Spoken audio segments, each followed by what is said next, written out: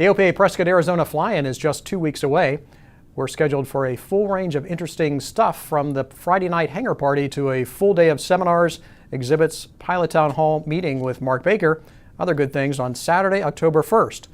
And while Prescott just by itself is a neat place to fly to, we thought we'd take a look at a few other things in the area that you might want to consider visiting on your way to or from the fly-in.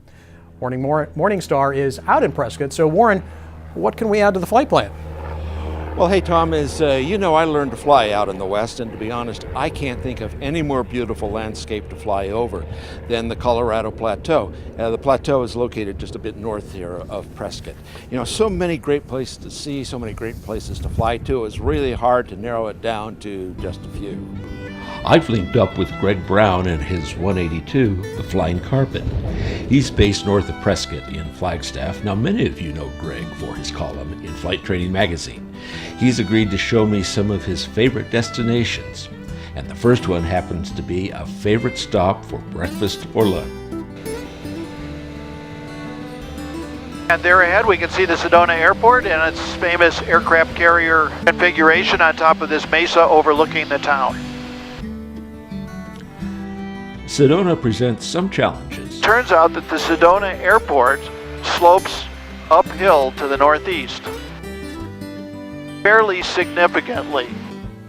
So unless the winds are pretty strong, we always land uphill on runway 3 and depart downhill on runway 21, which also is a traffic factor we have to be careful about, right?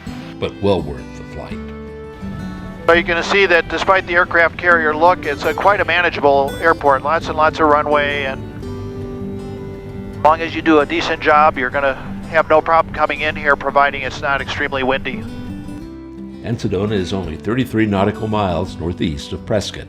Now fly a little farther, just 61 miles to 40 Gulf, Grand Canyon Valley Airport. This privately owned public-use airport used to be John Seibold's hideaway, and some of his collection is displayed in the terminal. Seibold used to own Scenic Airlines. Right next door, a branch of the Planes of Fame Museum, more than 40 aircraft, many of them still airworthy. The museum is open every day, but the airport is currently closed on Saturday for runway work. And finally, the Grand Canyon. Two options if you want to explore on ground. Grand Canyon Airport is about 8 miles from the rim. Now during the summer there's a free shuttle, but right now you would need to take a taxi, about $22 each way plus the park admission fee. Now, another way you can get to the Grand Canyon would be to land at Williams, then come over here and catch the Grand Canyon Railroad. The train runs all the way to the edge of the canyon. They've extended the hiking rim along the hiking trail along the rim significantly over the past 7-8 years. So if you've been there before and were disappointed that there wasn't much to do along the rim itself, that has changed. You can hike a nice long distance. But you really must see the canyon from the air. Now, general aviation is limited to corridors crossing the canyon, but we're at about 10,700 feet. Yes, we're above the rim, but is this a disappointing view? The chart looks daunting, but it's really not that difficult if you plan ahead.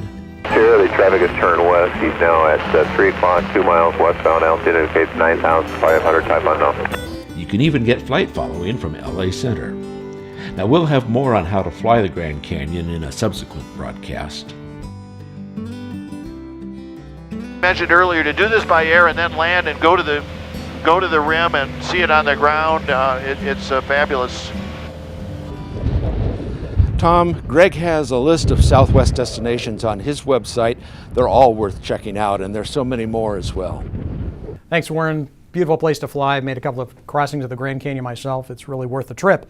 Greg Brown, as you know, and as you said, Warren, is a contributor to Flight Training Magazine, the author of The Savvy Flight Instructor as well, which has just come out in a new edition. Some of our own AOPA pilots and CFIs contributed to the book. Greg will be at the Prescott Fly-In. You can find him at the ASA booth in the exhibit hall.